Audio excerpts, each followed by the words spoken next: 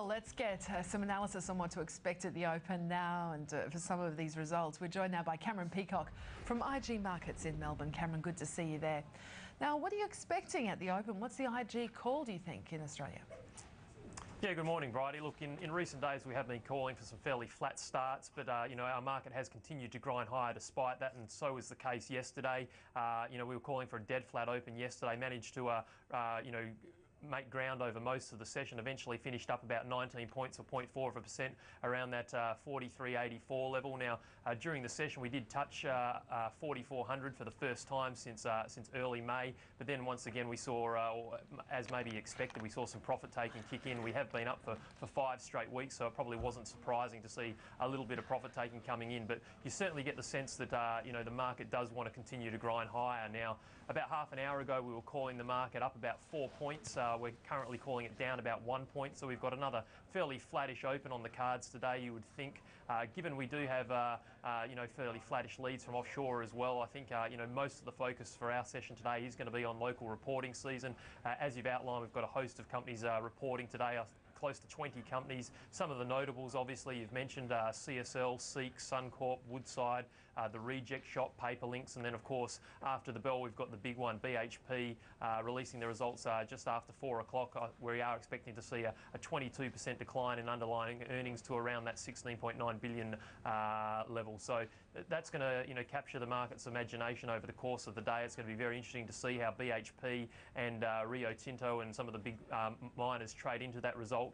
Last I checked, BHP's ADR was called down 10 to 14 cents, so not a huge amount, but I think investors will be fairly cautious heading into that result today.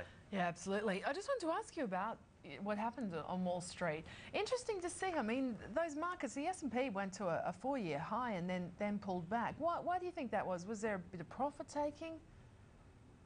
Yeah, look, I wouldn't read too much into last night's movements in the US. We did see the Dow, the Nasdaq and the S&P all recording fairly modest losses of between 0.3 and 0.5%. It is important to remember and put in context that they have been up for the last 7 weeks. So we're always going to see a little bit of profit taking. It was always going to be a matter of what's the catalyst for that to be the case. And I think it was the fact that the S&P last night touched fresh 4-year highs. 1422 was the level everyone had been watching. When we saw the S&P hit 1426, we did see an abrupt move downwards. I think there was probably a whole lot of sell orders triggered just above that previous high 4 years ago, and that led to a little bit of profit taking. We also had Apple dragging the market a little bit lower. Its shares were down about 1.4%. Of course, a lot was made yesterday of the fact that its market cap reached the highest ever level of a corporate stock, and it has had a stellar run in recent weeks and months. So I think that was also behind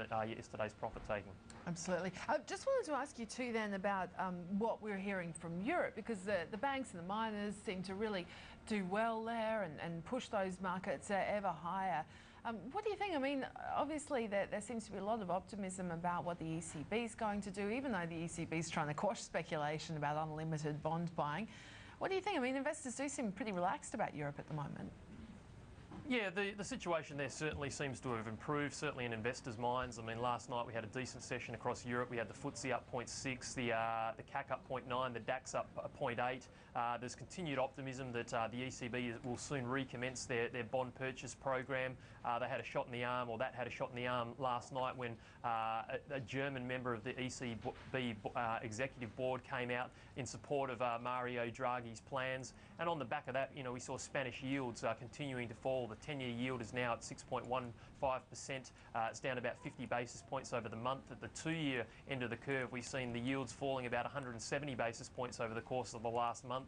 We had Spanish and Italian credit default swaps trading at their cheapest levels since early April, and we saw the euro surging from that sort of 123.60 level up into the 124.80s. That's the highest level it's been at since early May. So certainly, if you look at the price action across the yields and the currency, it is suggesting that people do seem a little bit more relaxed about Europe. Of course, the proof is going to be in the pudding. We still need to see how some of these meetings between Merkel and Hollande and some of the Greek ministers play out, and also that the ECB does actually deliver a plan that is palatable to the market.